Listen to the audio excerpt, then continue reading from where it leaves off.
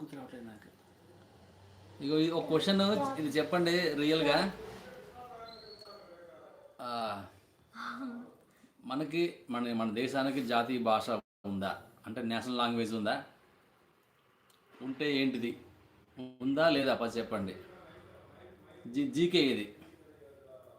చాలామంది కొంతమంది పొరబడుతున్నారు, అందుకే అడుగుతున్నా. నేషనల్ లాంగ్వేజ్ ఉంది. హిందీ హిందీనా? అంట. కాదు. మీరు కొంచెం ఏమంటారు, మన కాన్స్టిట్యూషన్ చదవాలా. మనకి మన దేశానికి అసలు అనుకుంటాం కానీ మన దేశానికి ఏది కూడా నేషనల్ లాంగ్వేజ్ లేదు, అన్ని ఆఫీషియల్ లాంగ్వేజ్లే.